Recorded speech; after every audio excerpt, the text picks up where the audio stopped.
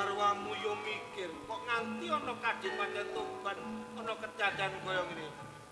Demang nata bodo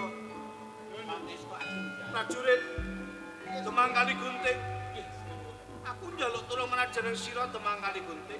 Menapa ingkang karo prajurit. Ayo derekne Dewi Rasawulan. Diagak boleh yo. Yo. Ndang berangkat. Kowe nang kene kowe di sini. Monggo berangkat. Paman Patih, gumung nata bondo diajeng. Wis tak kaya wis rana dawa maneh. Ingsun kundur kedaton saperlu ngajak marang ngarsane Gusti ingkang Maha Kuwasa supaya tlatah Kadipaten Tuban ayo tentrem demaro jinawi. Kantos mangkat. Ayo dereke jeneng ingsun munggah nang sanggar pamalengan. Ayo diajeng dereke diajeng ayo.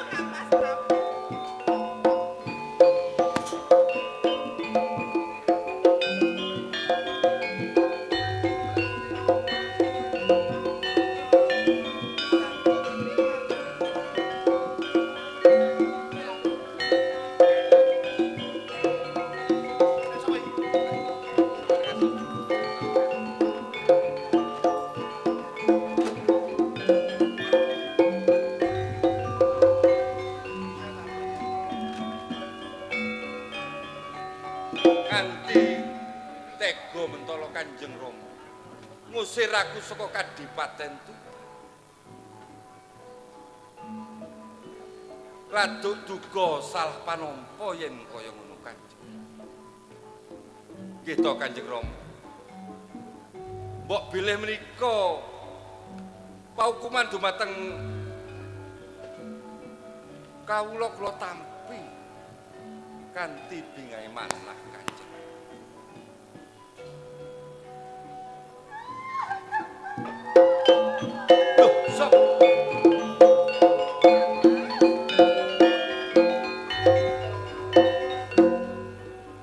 Dimas adikku Sirasa.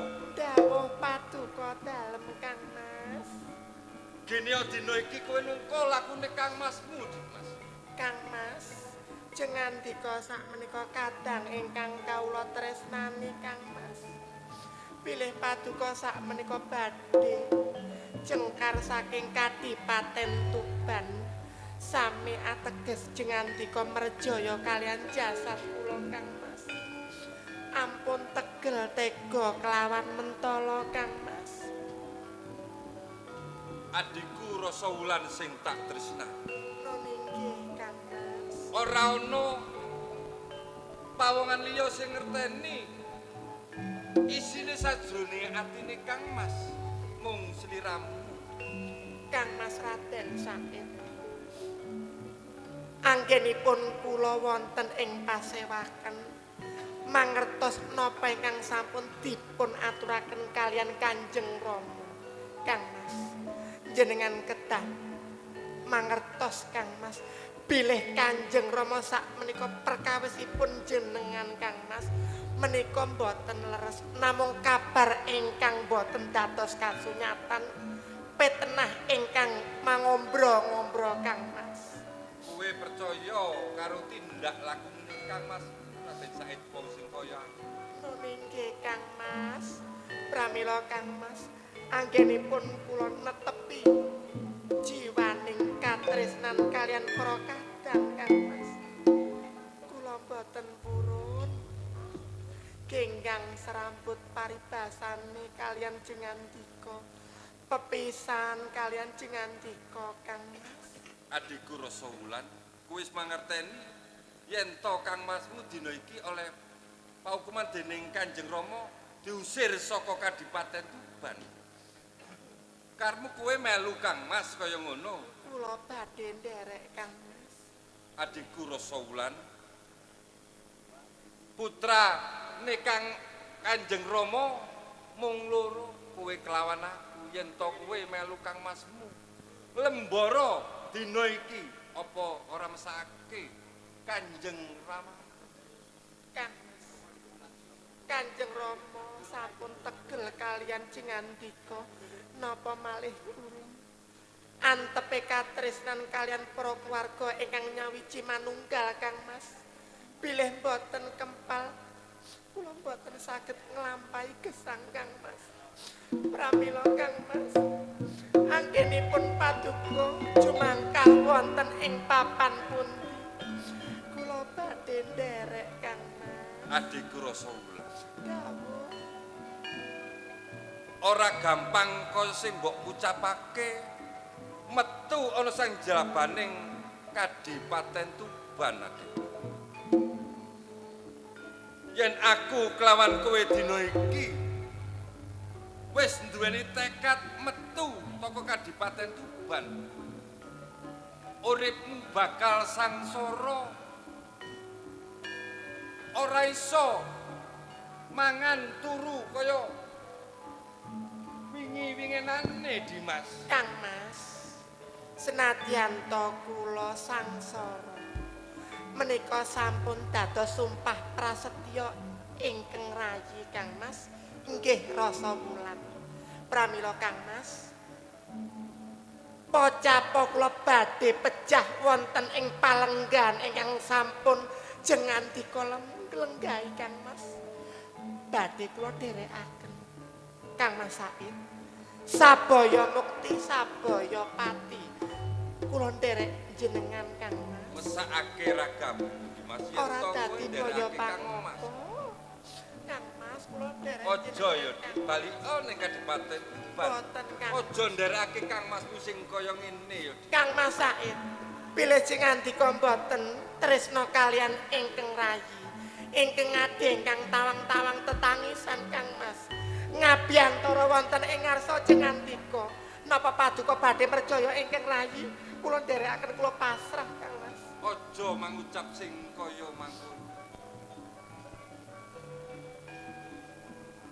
Dulurku mung kowe yen nganti kowe tumekaning pati malah kaya apa rasane atine Kang Masmu iki adikku Rasawulan. Kang Mas, boten wonten papan ingkang damel tentrem wonten ing penggalih kula. Kajawi kula kalian jengandika Kang Mas kepanggih rinten kelawan dalu kempal manunggal raga, manunggal rasa. Menika ingkang kula suwun Kang Mas Said. Lek sekabahe mang wis dadi niate ngono sajroning atimu. Kang Masmu bakal nampa kowe nderekake Kang Mas ana ndi? Papan uripku dina iki aku uga ora mangerteni, Dimas. Matur sembah nuwun kesanget jengandika anampi tetangisan kula wondene kula ndederek kalian lampahipun jengandika paduka sampun prayitna Kang Mas. Pramila Kang Mas tumuju wonten ing wana utawi wonten ing karang pradesan monggo Kang Mas kula derekaken Kang Mas. Kowe saguh nderekaken Kang Mas. Kula sampun sagah Kang. Iya. Dimas Rasawulan. Dawuh paduka dalem. Kadipaten Tuban nganti papan panggonan kene iki adoh banget. Tak rasa kowe iki kesel saya. Lakune Kang Mas durung para mesti papan tujuane. Mula dina iki tak jaluk ayo asuh salira ana papan panggonan. Kang Mas, Kaya kesel rasane. nanging kula sakmenika mboten napa-napa Kang Mas. Badan wadak kula sakmenika mboten sakit utawi anggenipun kula jumangkah lelaku wonten ing papan pundi kemawon kula mboten ngraosaken bilih kula sakmenika ngapunten lho Kang Mas. Lesu napa lan sak liya-liyanipun. Saking gedene niatmu kepengin nderekake Kang Mas, kowe ora duwe rasa kesen lak sak pinunggale kaya ngono. Ananging Kang Mas ngerti, Dimas. Kowe ora tau nang ndi saben dina ana ing Taman Kaputren kaya ngono karo dayang-dayang. Manut Kang Mas ngasuh ana papan panggonan kene ya, Dimas. Iya. Engko lek wis mari ngasuh derekake Kang Mas. Ngono ya. Ayo. Kene Dimas.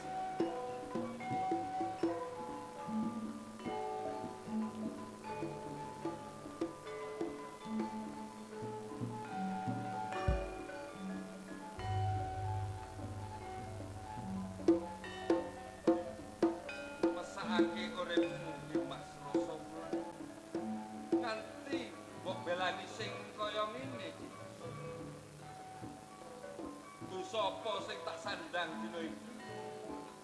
Yen nganti kowe melu ngrasakake lara sing kaya ngene.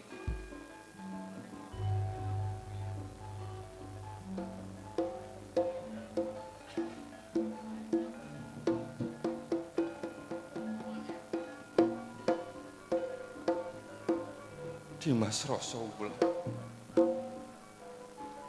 Aku njaluk pangapura sing gedhe karo kowe ya, Dimas. Ora tega ora mentala. Yen to kowe melu urip sangsara nderekake Kang Masmu.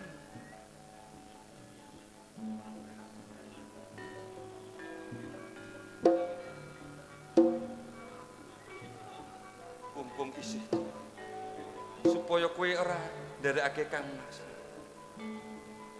Pangapurane Kang Mas sing gedhe ya, Adik.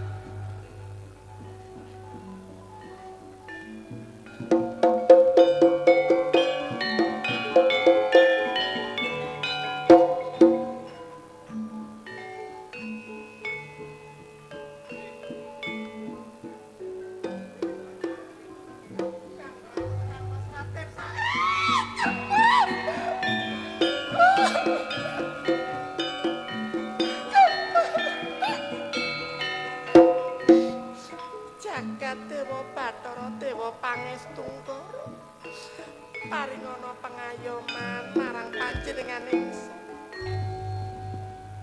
Iya. Wis ora dadi baya pangapa. Kalamun to aku kudu urip sing kaya mangkene. Apa maneh aku bakal pepisan karo sadulurku tuwa Raden Said. Kang dina iki anggonmu ngabiyantara ana papan ngendi? Aku wis durung ngerti papan dunung. Kang Mas Said. Sawega ing diri sawega ing gati Kang Mas. Jangka lakumu bakal tak tungkok kanthi prasaja. Kang Mas Said, entenono Kang Mas kowe bakal ketemu karo aku.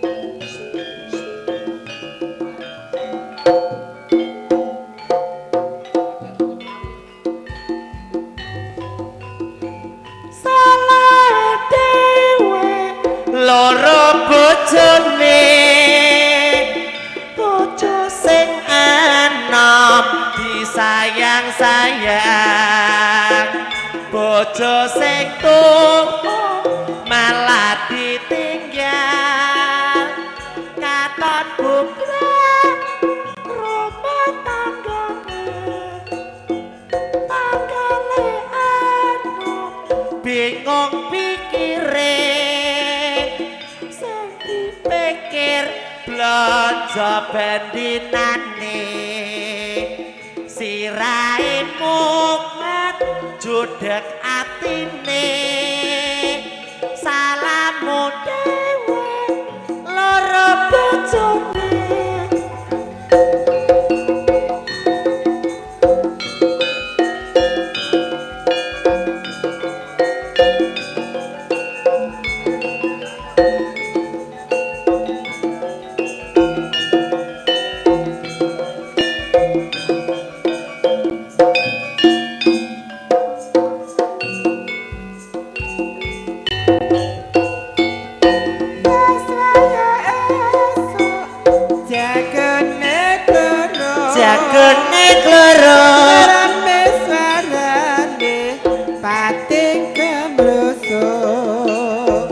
aduh seneng sadulur tani bebarengan padha nantir pari senengan wetan belahe manuk ing ngoceh ana wit-witan pating samrumi seneng atine katon asri kaya saisi.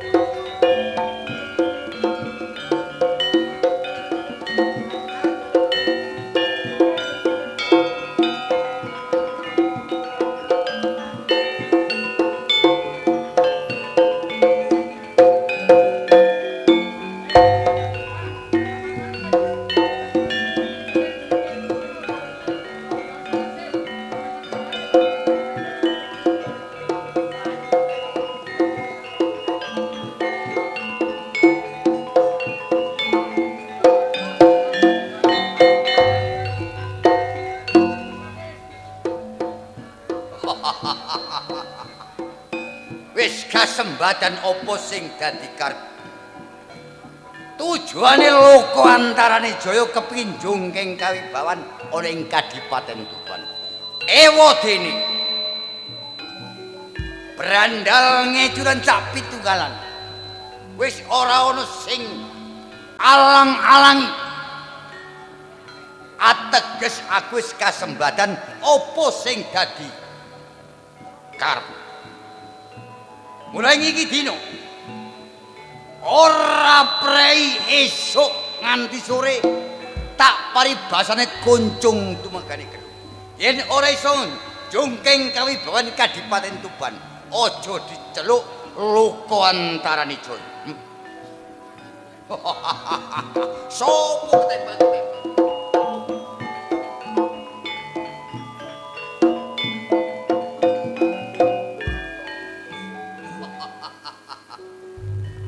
Sana iki yen ora luput.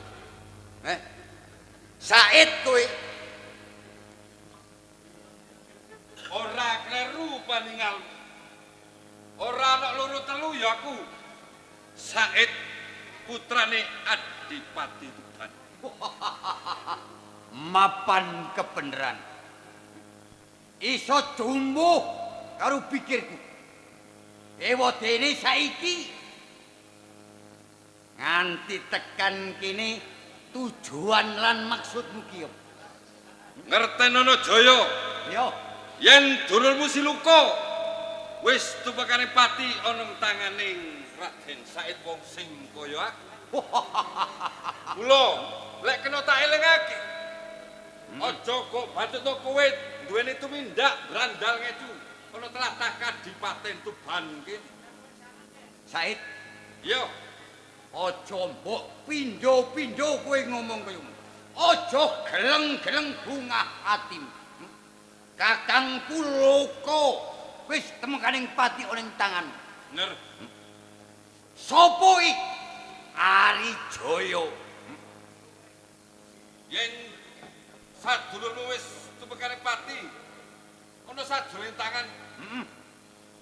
Apa kowe kepin bales pati pisan? Kowe kena ngomong sanjeplamu kena. Saenake udelmu kena. Nin kowe kudu nyawang sapa sing kok sawang. Jaya. Yen to biyen luka daya brandal sing kesuwur ana alas jati wangi kene.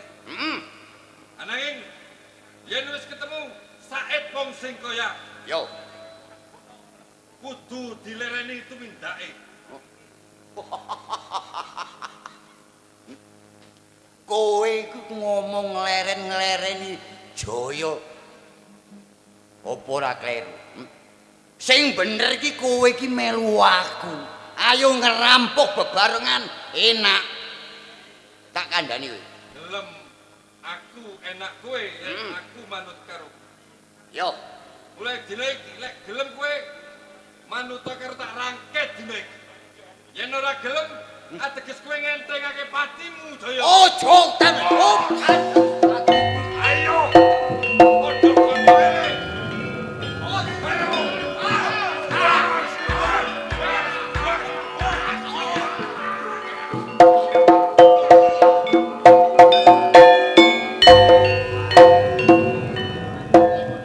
Sumbarmu kaya-kaya iso medhot wesi gligen, Jaya.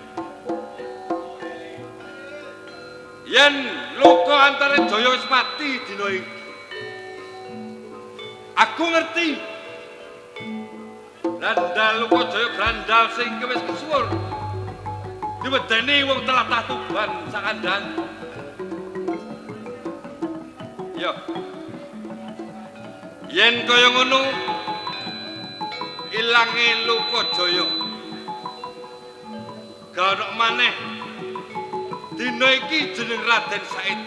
Ya aku Grandal Lokajaya.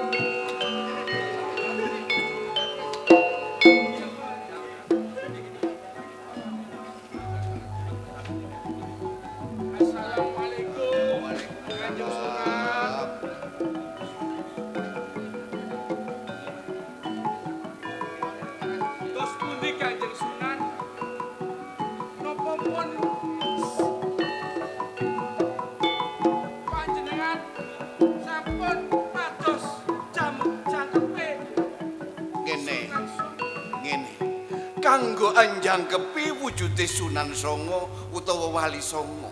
Nggih. Nggih, Kanjeng. Dina iki pondok pesantren kene iki tak pasrahke jeneng sira, ya. Para santri-santriku kabeh. Nggih, Kanjeng Sunan. Ingsun kate ngupaya wujude jangkepe wali. Nggih, nggih, nggih. Ya. Sing tak jaluk sing ati-ati mulang muruk karo adi-adimu kabeh. Supaya ing pesantren kene tansah tetep ya dadi tetungguling para santri. Nggih, Kanjeng Sunan. Ya, dina iki ingsun kate ninggalake wujude pesantren sing ati-ati ana kene ya. Nggih, Kanjeng Sunan. Assalamualaikum Kanjeng Sunan.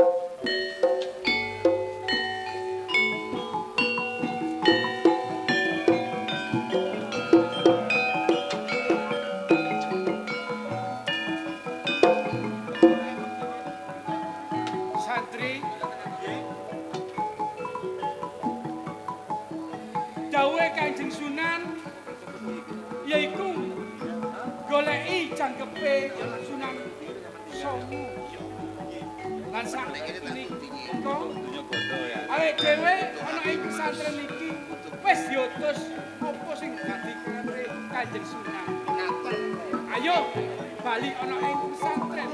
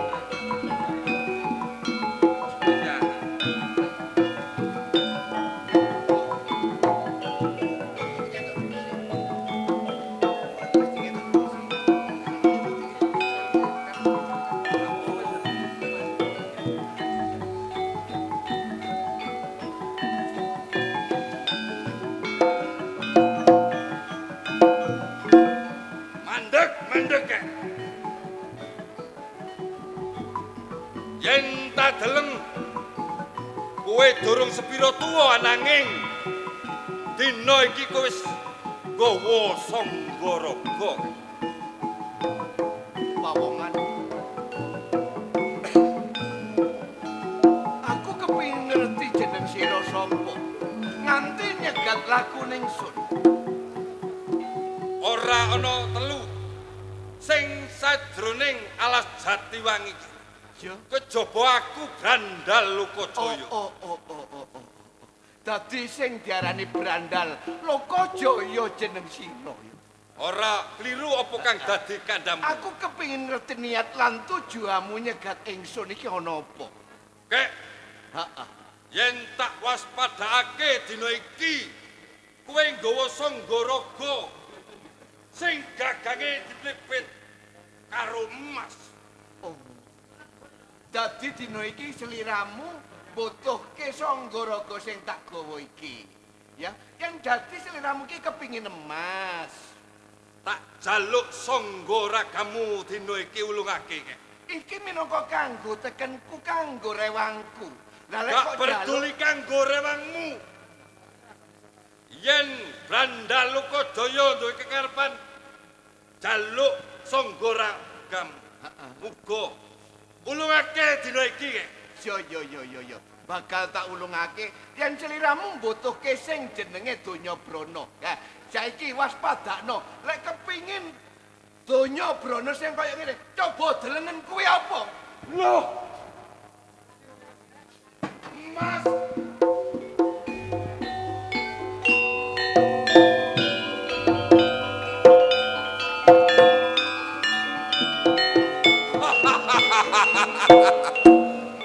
Sugih donya bondo Brandal Lokajaya dina iki. Seprono nganti sprene aku durung tau ngerteni yen to ana Jatiwangi kene panggonane emas. Pices lan sapinunggalan. Yen Brandal Lokajaya wis duweni emas, bisa sabiyantu marang kawula cilik ana Kadipaten Tuban dina iki. Loh.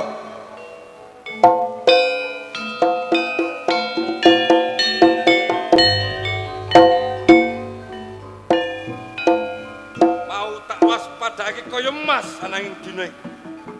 Jebule mung klaras. Kek. Kowe wong tuwa wis anggrek-anggrek. Ora kena dipercaya omonganmu. Aja mlayu kowe, Kek. Aja mlayu, mati kowe.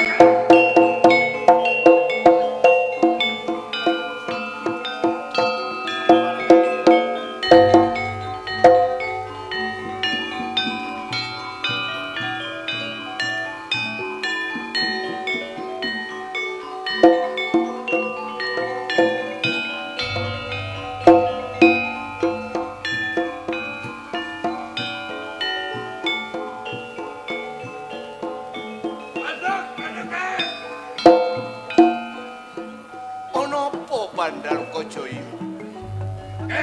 Apa durung rega atimu wis sadurunge ndelok wujude Donya Brana kuwi mau? Sakwise aku njaluk Sanggaragamu ora mbok ngulungake. Kowe nuduhake aku salamat sawijine panggonane emas. Bungah rasane atiku, Kek. Yen aku wis oleh masak ngono kuwi, ateges aku wis duwe donya kono. Nanging kawujudane Donya Brana kuwi Ngono, Kek. Heeh. Arep mas tak cukup. Jebul sing ana tanganku. Mung godhong garing sing wujute klaras. Brandal Lokajaya. Iya, Mangertenono ya nggih. Apa nganti kawujudane Donya Brana sing tak pasrahke marang jeneng sira nganti kedadian wujuding klaras. Sepisan kudu iso gagas. Apa artine klaras?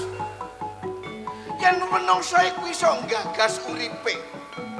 Yen iso nglaras uripe, bakal tindake ora kaya sliramu. Adigang adiguna Sopo sira lan sopo ingsun? Tujuanmu bener Brandalokajoyo. Ananging salah dalan. Kowe arep bantu wong nanging mbok rewangi colong jupuk ger salah Branda. Yo Ojo nyetret kaya betet sewu. Kowe nduduhake pangeram-eram karo Brandalokajaya sing kaya aku. dadi jeneng sira wis ora kena dikandhani. Tujuanmu sing utama apa Brandaloka? Tetep tak jaluk sanggara kamu dina iki. Yen sliramu kepingin donya Brana utawa sanggara Goku, ayo melu aku tak duduhke isine donya.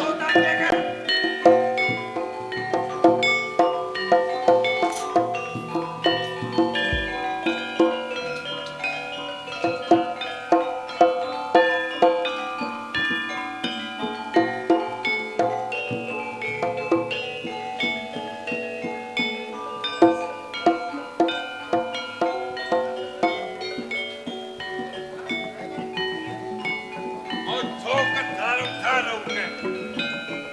Tuduhake ora di papan panggonane. Mas Wices. Yo. Bakal tak donongke wujude donya Brana Mas Pecis lan liya-liyane Brandalokajaya. Iya. Yen sliramu ndak elingke ora kena, coba delengen kaya apa Brandalokajaya? Lho.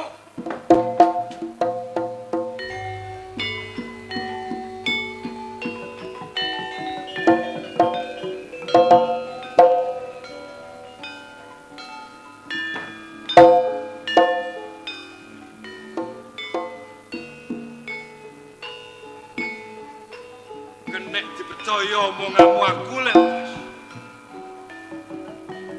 Loh. Kek. Ojo nduduhake sihirmu karo aku. Dina iki Brandalokajaya ora percaya saku ireng marang kowe. Kowe mau ngomong apa karo aku? Hah? Jarene sliramu mbutuhke donya Brana kanggo murakapi wong sing arep mbok tulung. Kok tuduhake yen papan panggonan kene ana emas. Lah kuwi mau apa? Pandelan emas nanging Heeh. bareng tak cukup anam wujude kolang kali sing kaya ngene. Brandalokajaya sing sepisan awujud kelaras.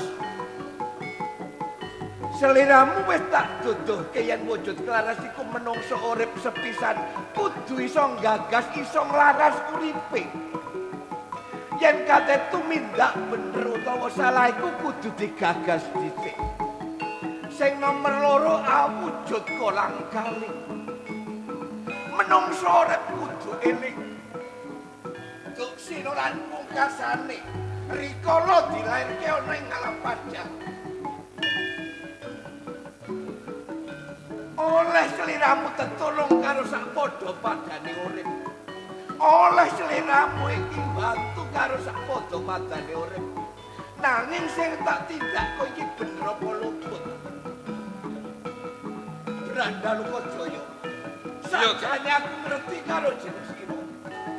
Kowe ngerti karo aku. Aku ngerti karo jeneng sira.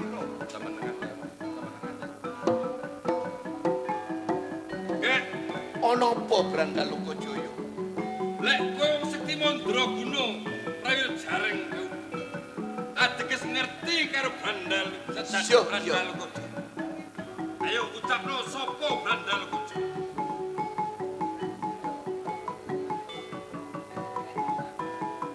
Brandalokajaya. Sabda wali pendhita ratu ora kena diwola-wali. Ucap sepisan mesti kudu dadi. Yen ora sisip saka pandingalku. Jeneng sira putra Tuban, Raden Said. Duh.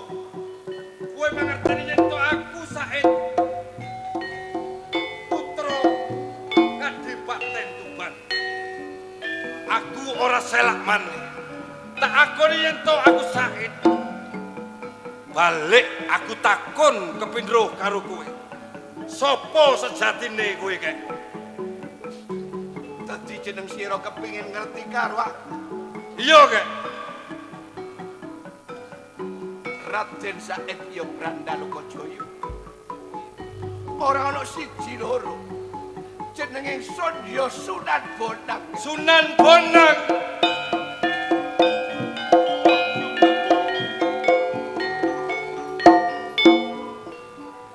Dosa menapa ingkang kula sandang Sunan Bonang ngantos kula wonten nunggak promo dumateng panjenengan Sunan.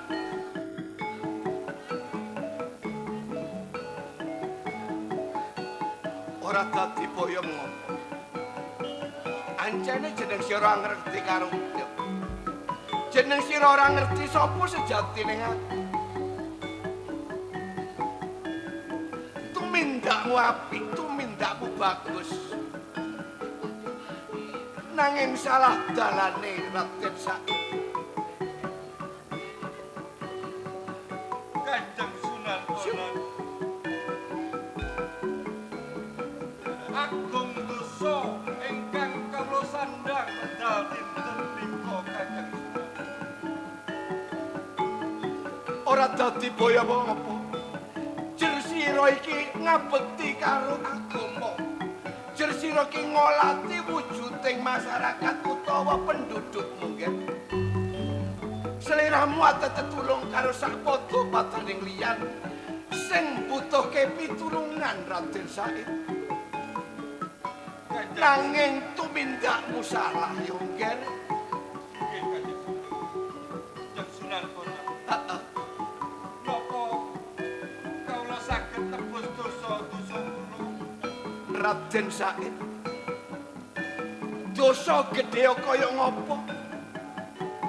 Dosa gedhe kaya ngopo nanging iso ditebus yo ngger.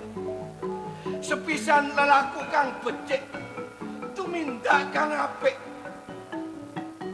sing gelem tetulung karo sakpada padaning liyan. Kulup jeneng sira isa mulya jati-jati temahing waloya. Ayo melu pun Kanjeng Sunan nang pinggiring kali ger. Kanjeng Sunan Bonang. Yo Estokaken dawuh panjenengan. Kula badhe nderek panjenengan wonten pundi lampah panjenengan Kanjeng. sepisan yen teko ing pinggiring kali sliramu kate tak jamah sirah yo ger. Nggih, Supaya ilang saka bebentuning memolo. nggih monggo kula nderekaken. Ayo kulup.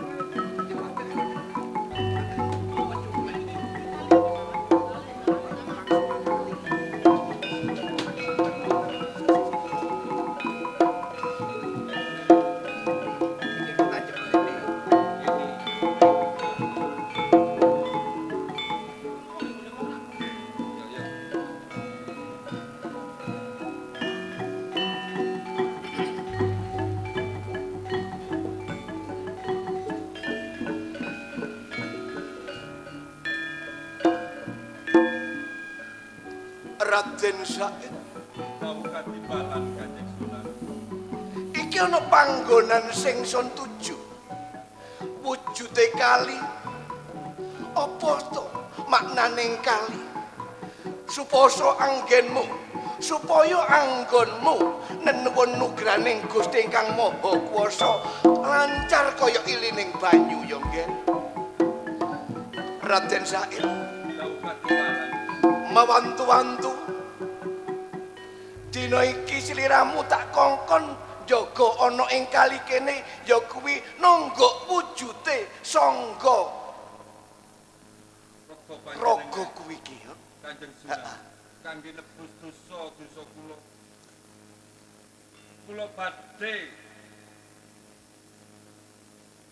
nonggok sangga raga panjenengan menika. Ya aja wanti-wanti gagar pudar anggenira teteki ana kene yen durung ingsun kang gagarake ya Ndek. Nggih ngestokaken dawuh. Cukup.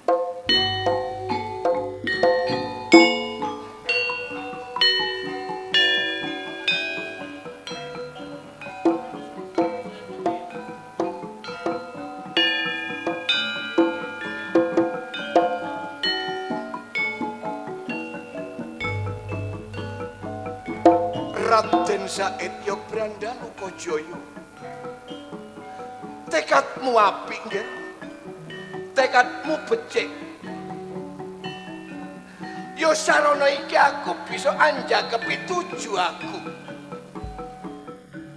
Aja pati-pati sliramu gugur anggonmu teteki utawa semedi. Tak tinggal ngupadi jangkeping wujute Sunan sing ndak tujokake Raden Said.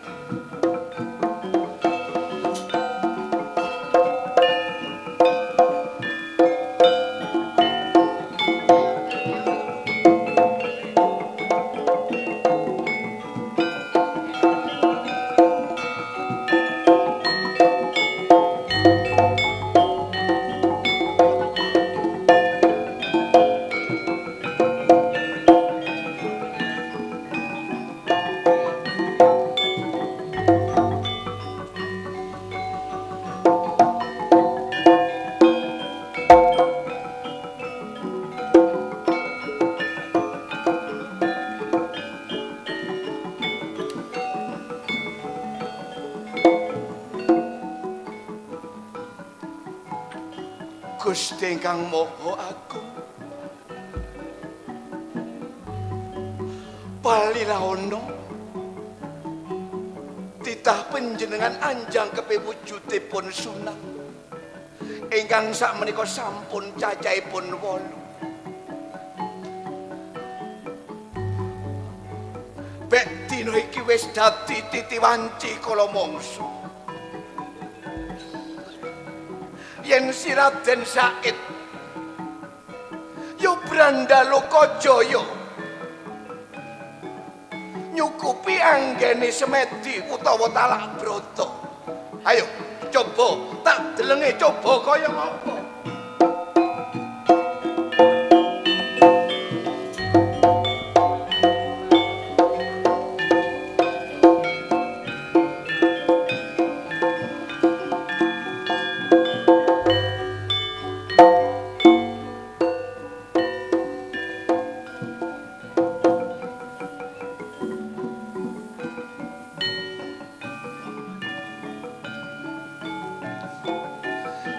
Sunan ngerti. Ingsun ngerti karo karep lan tujuanmu Raden Said.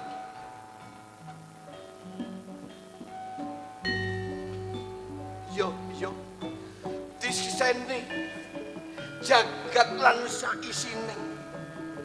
Bumi katelan geter-pater lan sak panunggalane. Raden Said coba Badaro anggenira teteki Raden Said.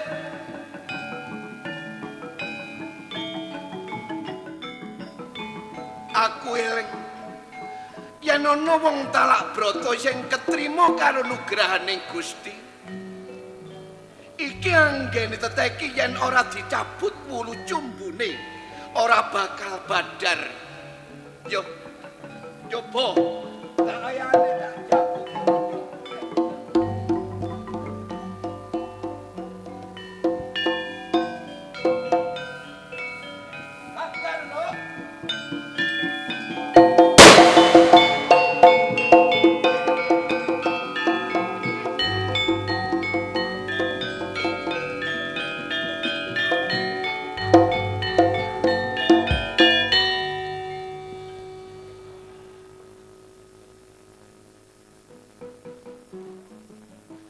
Sinten pun? Iya Raden Said. Dina iki sliramu sing tak utus ya kuwi njaga wujuding Sanggaraga Ninjeng Sunan wis keturutan. Wis dadi dina iki nganti sliramu ora padha karo menungso dicukuli apa ae suket lan gegodhongan Raden Said. Sak sampunipun panjenengan perintah kula njagi Sanggaraga.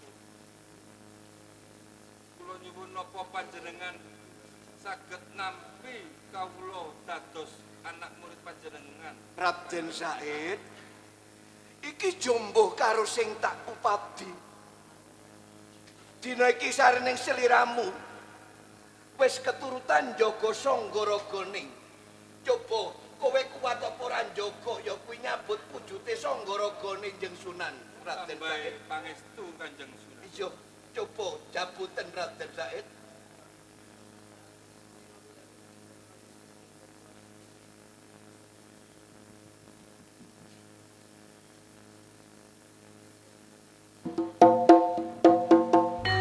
Kene Raden Said.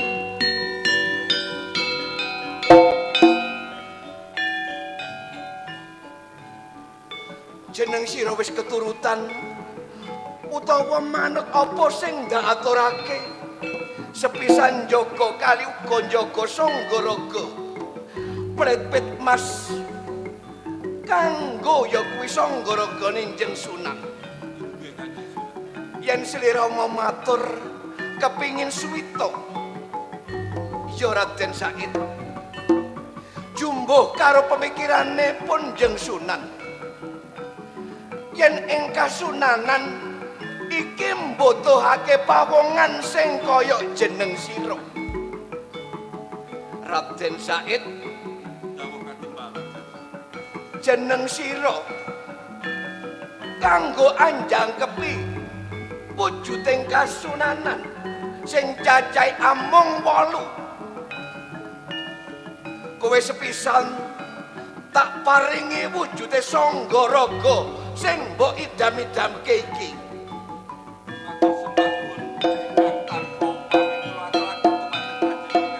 Yo Raden Said. Kene Raden Said. Sarene jeneng sira iki wis ngagem wujude Sanggaraga. Jeneng sira uga tak wini suda. Anjang kepiwali. Sarene jeneng sira teteke ana ing kali. Jeneng para tak paringi suda, tak paringi nama Sunan Kalijaga.